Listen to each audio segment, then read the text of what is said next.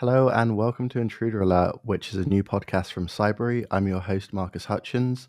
Some of you may know me as Malware from social media. And this is our third episode. We do this live. So if you're watching this on the live stream, feel free to throw in any comments you might have. And we'll try and answer them towards the end of the show. I'm here with Ben, who I think goes by Nahamsec. I don't know if I'm pronouncing that right. But if you'd like to just introduce yourself to the audience. Yeah, hi, I'm Ben. Most people online know me as Nahamsec. I'm a hacker, content creator.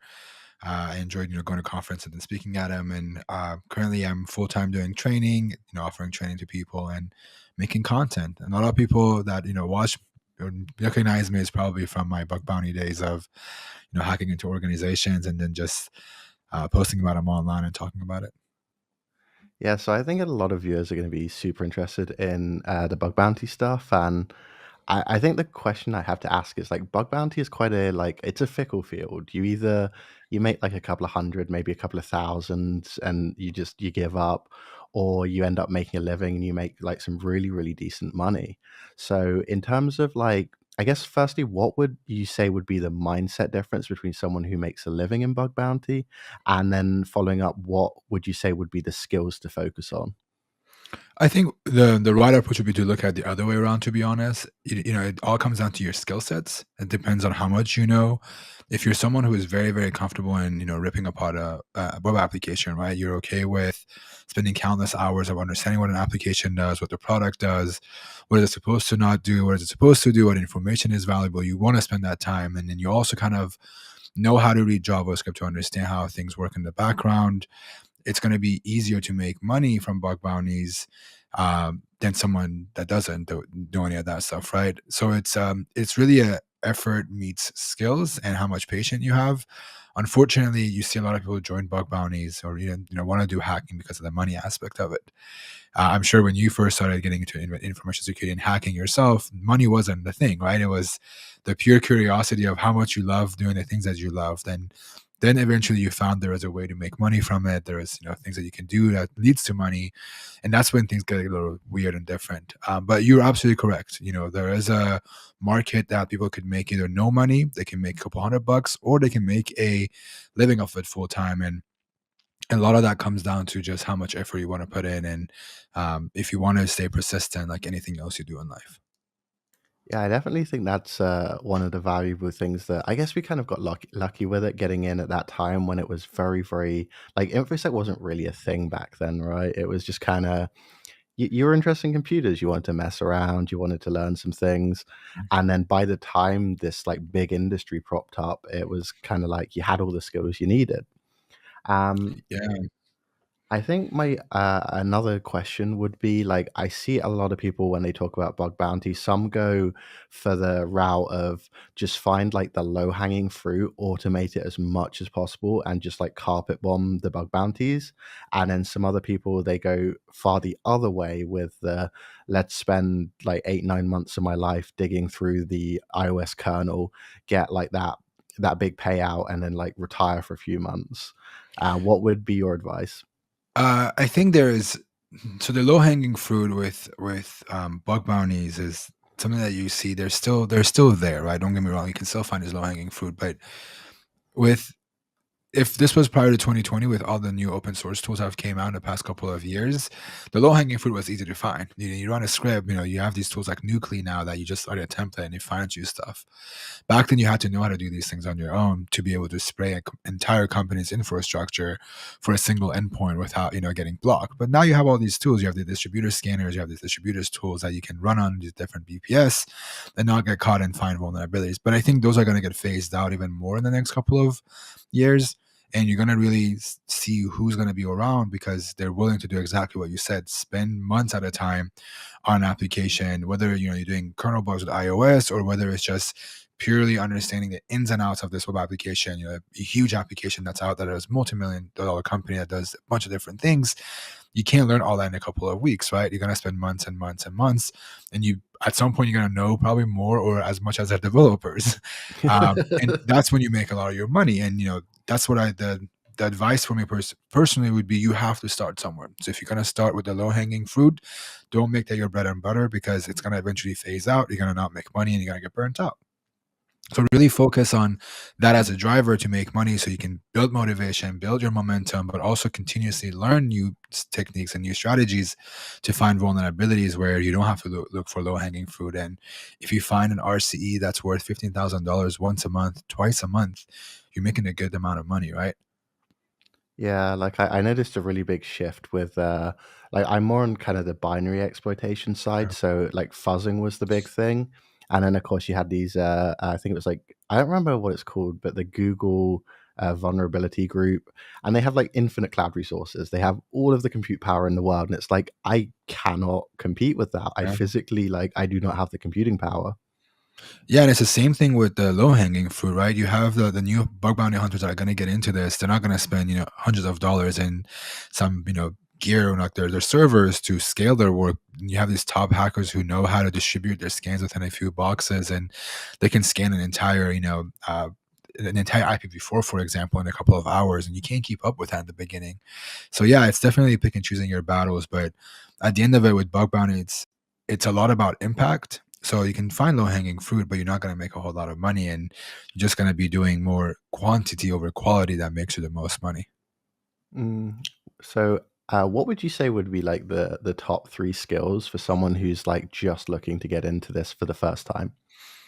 There's a few things. One is I don't want to say basics of like computer science because that's such a broad term to say, but you have to know the basics of computer science. But in the aspect of like bug bounties, it's like computer science meets web. One of the best advice is to tell people what happens when this is very simple and easy, but a lot of people can't explain to you what happens when you type in a domain into your address bar, right? What are the different DNS requests that happen? What are the HTTP headers that are sent? What are the HTTP requests that are being sent to the server? What does that process look like?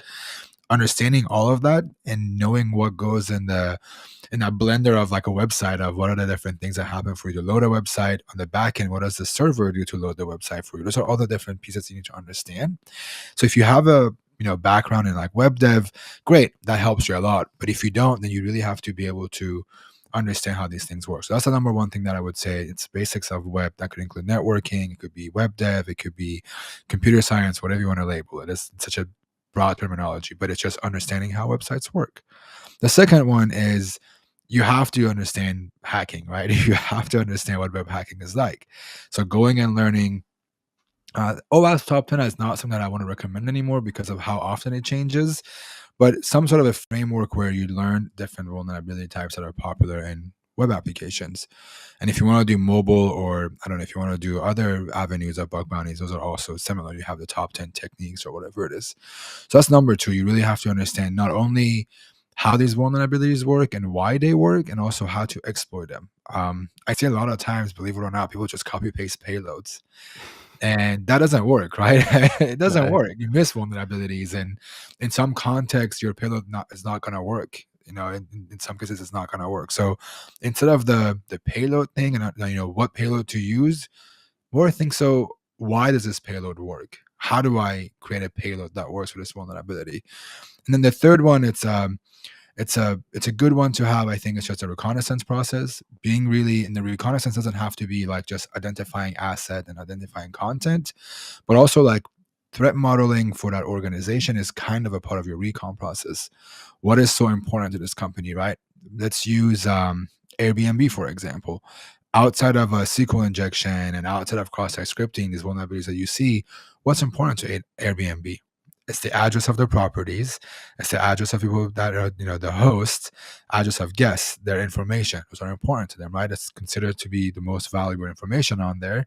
And how do you find those things? So it's kind of goes into your threat modeling of what's important to them, what assets are important to them, and prioritizing those as your bug hunting. That's some solid advice.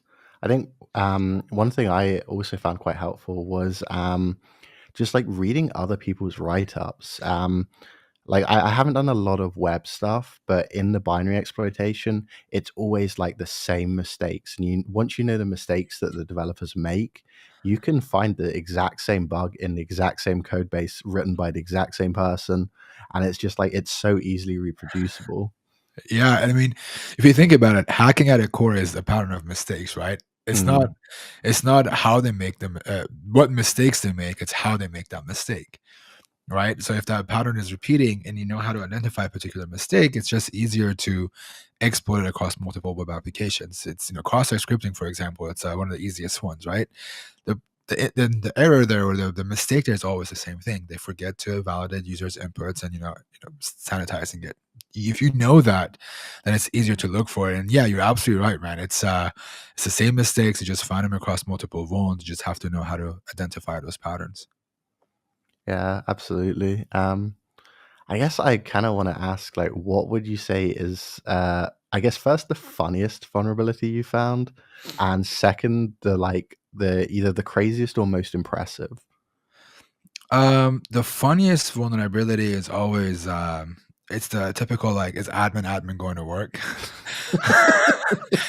Believe it or not, dude, you'd be surprised how many times admin or admin password works. Oh, that's Uh, depressing. that is probably one of the best ones, and the most crazy one, um, that I can talk about publicly is probably, either my Snapchat or, Lyft bugs that I found a couple of years ago. Those are the ones that I can publicly, talk about because they're disclosed. But it was kind of impressive to find the Lyft vulnerability because the story is about me being on a airplane night to go to a conference in Chicago, and in my expense for the company I used to work at, Hacker One, back in the day, I'm putting like the note, like, what is this ride for? I took this Lyft ride from my house to the airport, and I'm like, oh, new functionality. I can put in an expense thing right here, like a note. Haha, what happens if I put an HTML injection in there? Is it gonna work? Right? You laugh at it and you go, it's not gonna work. So I put it in, I go into the airplane, and I go on, and I'm like, okay, I'm gonna find my expenses really quickly for whatever I've done for this trip so far. So I download the PDF, and what do you see? There is a HTML in the PDF rendered. But this requires me to take a ride every time I want to exploit it. So I'm calling my buddy, shout out to him, Donut. He's a good friend of mine. I'm texting him on my phone, in a Slack or whatever it was on the plane, and I go, "Hey, dude, like, I sent him a screenshot. I go, this is for real happening. Can you help me out?" So this guy is taking 2-minute rides in San Francisco from his job on his lunch. He's going to a Starbucks, not ordering anything, and taking a lift back from Starbucks to go back to his office just so we can confirm this works. So that's like, it's a little things like that that happens. And then later I met with my buddy Dakin, and the both of us were taking rides around New York so we can finally exploit this, because we found the vulnerability, but we couldn't exploit it. And we dropped an O-Day on the backend system that we're using. It was WheezyPen or something like that. And we were able to exploit it. But it's just impressive because, one, it was just funny, and then it's Lyft. It's a huge company, and you could access, we have access to all their AWS keys at this point. Whether it was gated or not, we'll never know. But it's just impressive because of how many people was involved, and me being on a plane asking people to give a ride and that kind of stuff. That's incredible. And just like picturing you all just like going around in circles in like the bay or something. Yeah, there's a video on it. My buddy Stoke made a piece of content on this years ago. If you go watch it, you can see the excitement and the anger, that I'm going through. This roller coaster emotions of like, okay, payload's going in. Is it gonna work? No, it doesn't work. And then we try it again. We keep going up until we explode it and it works. So this was like an HTML injection or something that like rendered on the back end. Yeah, so the HTML injection rendered on the PDF, which was server side, and when you do server side requests like an SSRF, you can actually talk to internal resources. Ah, So we were able to pull AWS keys. We were able to read local files on the machine, and you name it, we could have done it on that PDF generator. and props for that because I go crazy just trying to get my exploit payloads to work like on my machine, not having to like take an Uber every time. Yeah, what's even crazier is we have to do all of it on our phone. So I'm constantly on my phone. Like, I'm trying to type in the payloads, and you have to make sure it looks good and it works. So it's not the most fun, but it was pretty entertaining. That's amazing. So you do like I think you do like a lot of bug like on the other side of bug bounty now, right? You work for are you still at the same company? I'm haven't checked No, in a while. no. So I've actually taken the content creation road and doing more on the educational stuff. But previously, I did work for one of the bug bounty platforms, HackerOne, for a good 6-7 years to help build their community and make bug bounties better for them. Then I worked for some ASM company, and then now I'm doing a lot of content and educational stuff for people that want to get into cybersecurity and hacking. So from like your side on working for a bug bounty company, is there any like unique insight or advice you would give to people from kind of that end?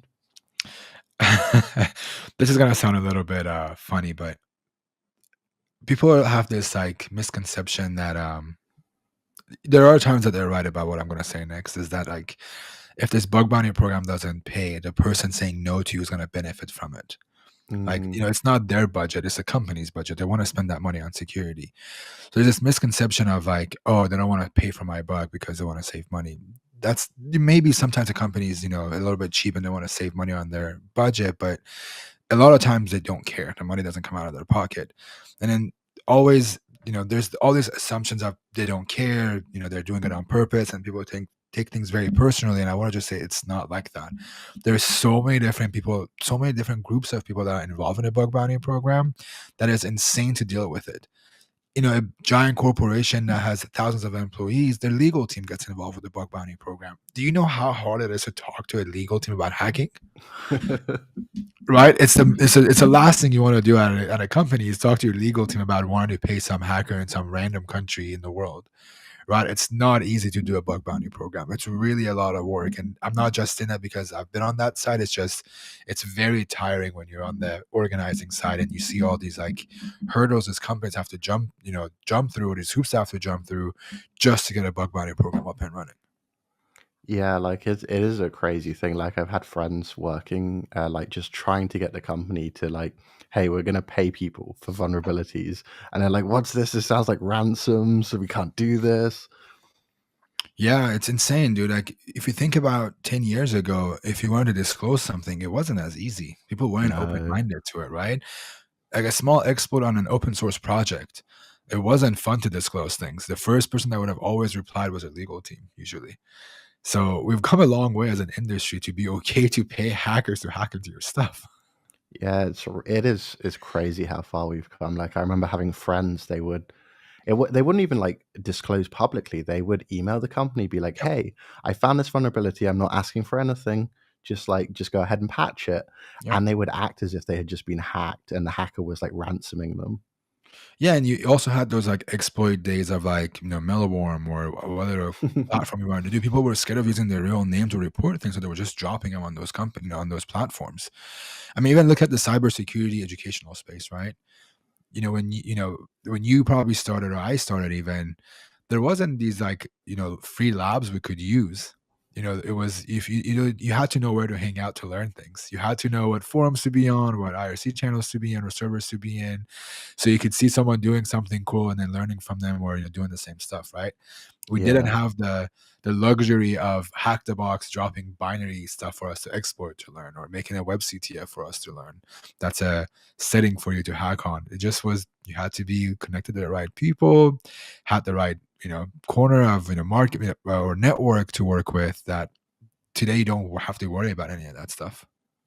Yeah, like that was actually a big part of what got me into like first content creation and then doing work with Cyber on like making free courses because like it wasn't even that long ago, but when I was growing up, as you said, it was you had to know the forums. And always the downside was like most of those forums were just like straight up crime. Like Mhm. it would be very easy to just end up on a forum and you would learn the skills, but then you'd be surrounded by people who wanted to just like break into companies Yeah. and do all kinds of crazy stuff. And these weren't like today's like, you have all these, quote unquote dark web and Tor websites. These are just random forums that anybody could have gone to. You could have just found them through a group of friends and anyone could access. And you're right, dude, it wasn't for security purpose. It wasn't for research. It was just straight up people trying to do malicious things. And then you would see them do it, but that was the way you would learn, right? But now we have these different conferences, we have these different trainings, we have these different communities of Discord to join to learn from each other when it's not just people with malicious intent or adversaries who want to do whatever it is for their personal gain. Yeah, I remember like the old days. It would be like the most blatantly illegal software. It would be like some credit card stealer, and they'd be Yeah. like, "It's for educational purposes. Like, please agree to the terms of service." Yeah, wing educational purposes. But yeah, it is that though. That was the reality of what it was in the early 2000s. Even, up until 2015, I want to say it wasn't as easy to get your hands on things. And yeah, looking back at it as an industry, we've come a long way, but it's just, I think people that are getting into cybersecurity, hacking, whatever you want to call it, ethical hacking nowadays, you have a lot more resources, you have a lot more community support and more communities that are publicly available to you than what we did years and years ago. Absolutely. I think we have a viewer question just come in. It says, so is it still worth the effort to get into bug bounty? Is it like now saturated or too complicated to get a good start? Um, I think there is okay. Let's look at this question from a perspective of what is your final goal, right? Is your final goal to become a bug bounty hunter that lives off of bug bounties full time? That's going to take a lot of more work and effort than it did, 6, 7 years ago, because there's as much as there's more bug bounty hunters and hackers that are available, we have the same amount of programs that are being launched, new companies that are launching programs. But as an industry, again, we have came a long way better. We're doing better, even though we still suck at security, but we're doing a lot better, I feel like, because there's more education around it.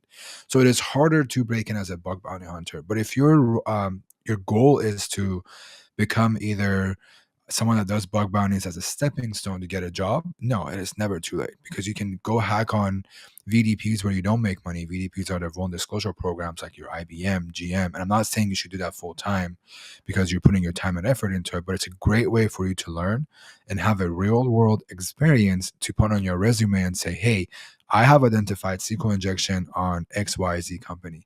I've found cross-site scripting on this XYZ company.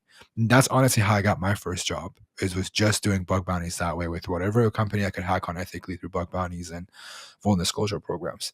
So it is in a way saturated if you want to get into make money, but it all comes down to what your end goal is. And I know people that had just started 2 3 years ago that are making a killing out of it, but their approach is different than most people that found something that is their niche, they're really good at it, and they're making a killing out of it.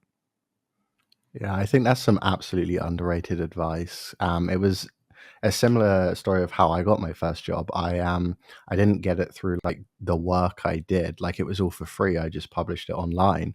But it was the publishing, the write-ups and the like here, like it was basically like the equivalent of a certification. I just had this Yep. blog of all of these things I had done.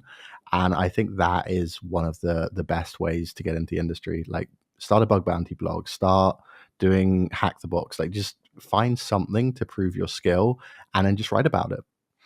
And it also goes like beyond the technical skills of it, right? Of wanting to get a job. A lot of the hiring managers look at how you learn things, how often you learn them, how do you communicate them? Can you communicate that technical aspect to somebody else? And that also, helps a lot of that stuff. With bug bounty specifically, if you find a security research to do, whether it's looking at applications with cross-site scripting, it's something random, right? Or looking, for my case, I did SSRF, owning cloud environments through SSRF and PDF generators. That's a huge research to do. And that was 6 years ago, 5 years ago, right? But that is what gave me a boost in my career, because I took a step back while I was making money and going, I'm going to do actual security research that could show something that I've worked on, that I've learned.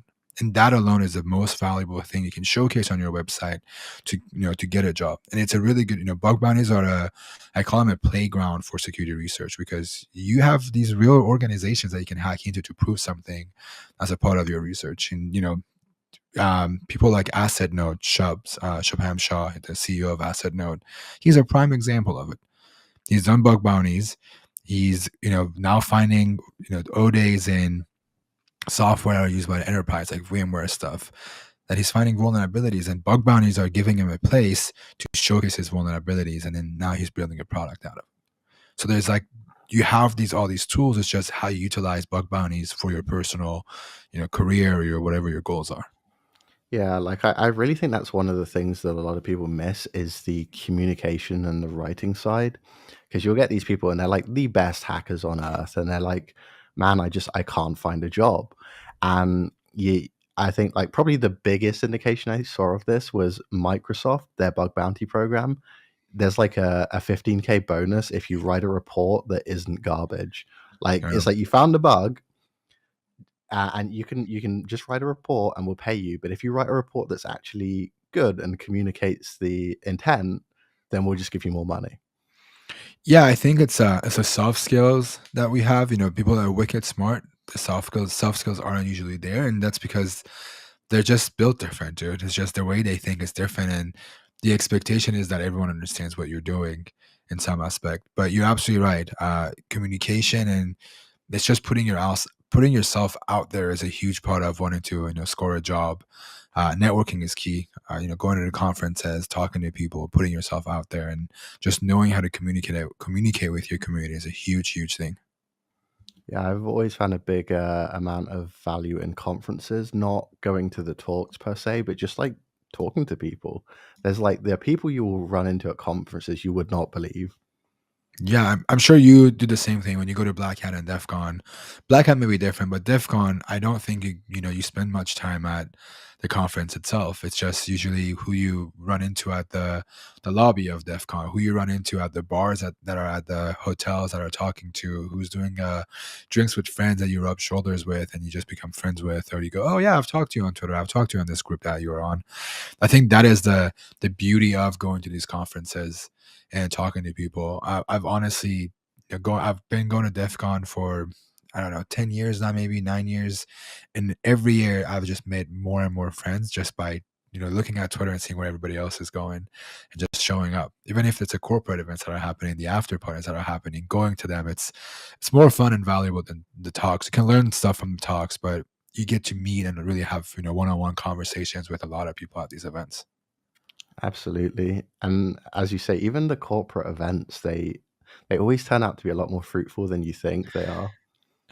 Yeah, it's always fun seeing the DEF CON parties and the Black Hat parties every year in Vegas. Even RSA recently, man. RSA is doing some, people that are going to RSA, they're doing some crazy parties. But yeah, I really recommend going to them. It's free. You're not paying for anything. You may Yeah, have to and the stand in alcohol is line. free. And the alcohol is free, but with the events, you just have to stand in line or show up. You're just stupid early to get in. But it's just being at those parties. I think you get to really meet a lot of people. Absolutely. So I next segment is somewhat related to self-education.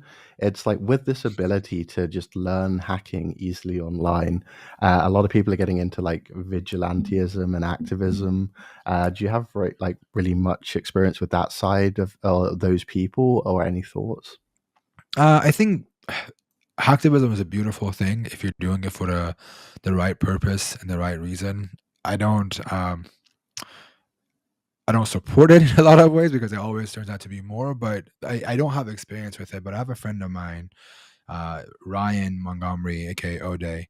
He does some crazy vigilante stuff with hacking and what he has learned through hacking. He has he just recently was on the show. He was done a podcast also on this, that he ended up hacking in one of these online forums that was built for um, illicit content that involves kids. Mm, And he connected to the government person. And I don't want to drop the names. All this is public, by the way. But if you look at that, he talks about how he finds a government official who was the owner of the website, you know, talks to lawyers, gets them, and then now he's doing these, catching a predator kind of things through his skills. And I think in those cases, you're walking a very fine line of the legal realm of what you can do with hacking, but could you imagine hacking these like forums that are spreading yeah. all these information about other people or kids and then being able to get it shut down? I think it is a, it's a very fine line that you're walking, but it's also really cool to hear some of these stories that are coming out of it. Yeah, I definitely think it's legally questionable, but it's like, who is going to be the person to prosecute that person? Like, who wants to stand up there in front of the jury and be like, I'm going to send to get to jail the guy who was protecting kids? But it's Like, also scary if you think about it, though, because cyber criminal, like the cyber crime, gets a lot of more years in prison. It feels like than some of the other crimes in the real world that are way worse than doing the stuff that people do as criminals, even if it's for vigilante reasons, right?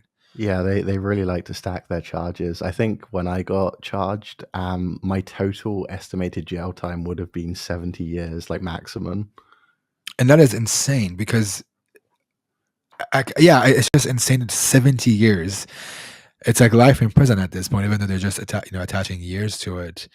But it just shows that people aren't educated enough inside the cybersecurity realm. But yeah, I mean, it is an interesting thing to see with some of the government stuff that's happening, not in the U.S. alone, but some of the Middle Eastern countries. I've seen recently a lot of like information being hacked out of the government websites that Mm, connects them to other crimes that's happened in the world or other deals that were supposed to be upheld by the governments against other nations. It's interesting seeing these come out of hacktivism, whether or not it's for a good cause. But yeah, I think there is. It just comes down to the legality of the, just like what you said. Who's going to, first of all, what country are you in, and then yeah. two, what jury is going to say, oh, this vigilante that brought down a you know so and so that was doing something with with children at least, and who are you going to charge? The hacker that brought him into you know the custody, or the person that's committed the crimes?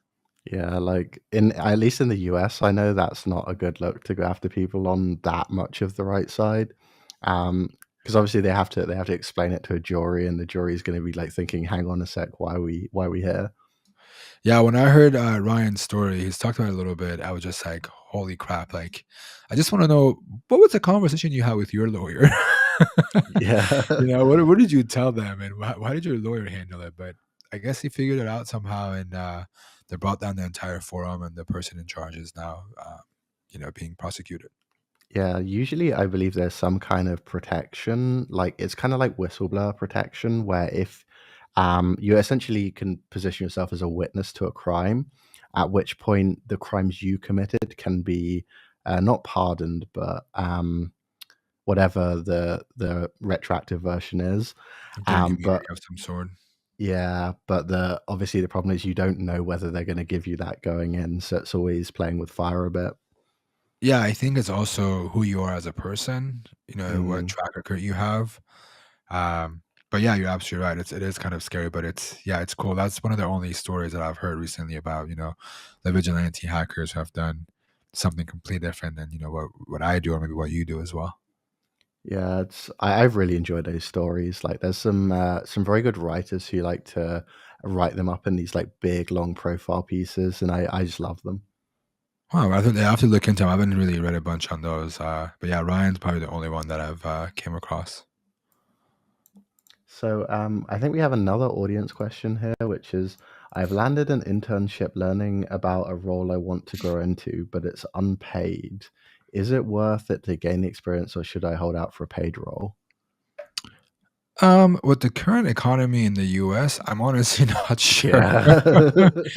But I think, depends, like, if you're someone right out of college or you're still in college, depends on a couple of factors, right? One is your lifestyle is a big one. Are you able to are you living with your parents and you don't have to worry about your bills and that kind of stuff? Then sure, why not take that position, especially if it's a big tech company that's gonna look great on your resume. But if you're someone who's, going to college, paying for your own tuition, paying for your own bills, and you don't have a lot of funding, that's going to make it hard. I personally think it's depending on, again, your goals. If it's a company that's in the industry that you want to go into, I think it's really valuable to go work for them because you get to learn the ins and outs from somebody else. But if you can't afford it financially, then it doesn't make sense to do something like that. I personally have never done a unpaid internship. I was lucky enough to be able to get some sort of it wasn't a lot, but it was still something that helped me with my bills. And if you're okay to settle with that, it's also doable. You don't have to. You can always ask for something very small that pays for your, monthly dues of your bills, whether it's something small or not. But at the end of it, I think with the right company, it's worth it because that could look great on your resume eventually when you want to apply for a job when you leave college. Yeah, my kind of thinking is like, firstly, I guess in this economy, but as you said, they could be a college student who doesn't have bills to pay yet.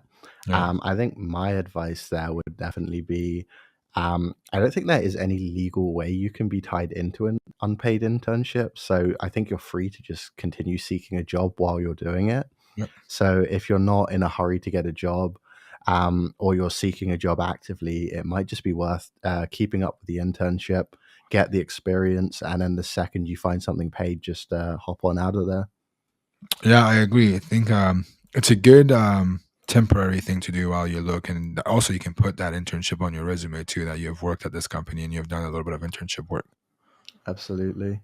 This is a fun one. A career in tech has made me seriously sedentary.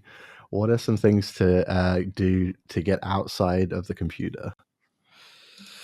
Oof, that's a hard one because, like, if you play video games, you're still on the computer, right? I Yeah. can't say go play video games. It depends on the type. I used to be the type that didn't really enjoy outdoors in the earlier years. I didn't really enjoy going, hiking and stuff. As I've gotten older, I've grown to learn and to like it and enjoy it more. Honestly, it just depends on what you like to do. Reading has been a big one for me recently. Whether it's just reading 20 10 minutes a day, it's just something that pushes me away to go out of the computer, outside of my room in this office with the computer. There's other things you can. I have a dog, so I have to walk my dog regularly. I got a dog. I don't recommend getting a dog just for that reason, but getting a dog could be a good way to get you go out of a house and have someone to hang out with. Uh, trying to do setting time aside at every week or every 2 weeks to go and do dinner with friends or lunch with friends, coffee with friends to get out. And all that depends on what you do. It's just having hobbies that are outside of computers. I feel like is very important. Burnouts are a real thing for a lot of us that work in the industry, and a lot of it stems from us being just stuck in the room. Stuck in the same room for whatever the reason is, whether you're playing video games in the room or working, you're still in that same location, 8, 9, 10 hours a day. Yeah, I think the most underrated thing is the extrovert friend who just like forces you to go to things. Like they've saved my life so many times. I mean, I've had like it wasn't my extrovert friend, but one just like came up to me and was like, "Get in, we're going to Hawaii," and like that was that. But I think I also recommend like just find like a sport. It doesn't have to be something like a team sport that you do with friends, but just like I like to swim, I like to cycle. Okay. A really good one I found is get an electric bike because then you can have the fun of going fast and also the fun of like getting a little bit of a workout. Like get the hybrid one where it has a motor, but the faster you pedal, the more it boosts the motor, and then just go Ah. around town, put your headphones on, get some good tracks going, and those things are just so much fun because they will go like 30 miles an hour. Wow, okay. Yeah, I think, one, I didn't know those exist, actually. I've seen them, I just didn't know how they worked, but that sounds, yeah, I think anything you can get yourself to go outdoors, whether it's for sports or some sort of an activity to go walk around or pedal around or whatever it is, it's a very good way to just get out of the computer. I've tried these, this sounds like a little bit of a weird and different one, but there is these flotation rooms you can go to where Oh, those are great. have you done those? Yeah. Dude, those are really, really cool. I do one every couple of weeks. You just go in and it's like dark room. It's a bathtub. You just lay and you just float. And you can't take your phone in there. It's wet. There's salt in that water. But the hour that I get out, and I do that every couple of weeks, it's been very helpful to just not worrying about my phone going off, not worrying about the computer, not worrying about anything that happens, and just play this vibey music that you just float to. Yeah, that's a solid one. The spas, like there's some I think Korean spas and stuff that Yeah. absolutely amazing experience. Um But yeah, I think underrated advice also is just turn off the phone. Like you've got to go somewhere where your phone is not with you because it's so easy to just get hooked to it. Like I've been there. I've been the person who like I take my phone everywhere. The second a Slack Mhm. notification pops up, I'm there, and it's not healthy. Yeah, I think that one of the cool things is I do these random like challenges, whether it's like a monthly challenge, every couple of weeks. Right now, I'm doing something called the 4x4. It's 4 weeks with 4 rules. And number one is like we cut out, alcohol and whatever substance, cigarettes, if you smoke, whatever it is that your vice, just a detox for your body. One of the rules that is really, really cool and be very fun to do is no phones or no screens, whatever you want to call it. It's up to you. But the no phone 1 hour before sleep has been very fun to not have to look at my phone. Because, if you think about it, you're watching a movie, for example, on the couch and your phone's on you. So you naturally grab your phone and start texting people or talking to people or doing whatever it is that gets you distracted. That has been a fun one to say, hey, that last hour, I charge my phone away from my room now. So I charge it in my office and I'm in my bedroom. um, so just putting it away for that hour gives you just a good way to disconnect and not worry about it till the next day. That's a solid one. Just the charger goes the absolute other side of the house, just And as you don't far wake away up as to your phone possible. either, right? Like you don't wake up to your emails or whatever your notifications are, whether it's Twitter, Instagram, email, whatever. You don't wake up, roll over, and look at your phone. That's a good one because I have like the wireless charger on my Oh nightstand, and yeah, the first thing, it's on the phone. yeah. So we have, I think, one more question here, which is aside from CompTIA, A plus, and CompTIA Network Plus, what certifications would you recommend for beginning a career in cybersecurity? I am the absolute worst person to ask about security Yeah. certificates because I don't believe in them. But I know I've talked to a lot of people that really take certificates seriously, and they do a lot of them. Pentest Plus has been a decent one to get into, like cybersecurity and understanding some of the basics from a attacker perspective, or not wanting on being on the defensive side. I know the Cyber Mentor has some really good entry level, getting into ethical hacking. I think it's PNPT, the practitioner. I don't know, something. I don't know what the acronyms are, but he's got a really decent one. But if you have a little bit of money and you can get a sponsorship of some sort, I think the offensive security professional, OSCP, the certified professional, is one of the better ones that it's being updated more than anything else. But I think it's a really good one just for the purpose of getting past the HR for getting a job, or applying for a job. Unfortunately, they look for those kinds of things, and I think certificates are a really good place to demonstrate that you've learned some stuff, and it really gets you past the HR aspect of getting a job and getting a job interview. Yeah, and I think a lot of companies will sponsor you, like if you're in an internship or something. So Mhm. that's like usually the best route to go because those things are expensive, and Yeah, it's like I would never recommend saving, like unless you're rich, don't yeah. be like scraping together pennies to spend like $5,000-$10,000 on some cert. Yeah, I mean, you can learn all that concept of whatever it is for, the PWK with pen testing with Cali from OS from offensive security. You can learn that stuff from the hack the box and try hype, and they give you a certification of completion. But it just comes down to your finances. If you have the money, if you have an internship, or you work on a team that's willing to sponsor for your next certificate, those would be the ones I would recommend doing. That's some great advice. Thanks so much for joining us. That's pretty much all we have time for today. So, if you are watching on YouTube, Instagram, Twitch, wherever, hit us with a subscribe so you don't miss another show. And don't forget to check out cybery.it for some free courses and paid ones too if you're down for it. So, thanks so much, Ben. Cool. Thanks so much for having me.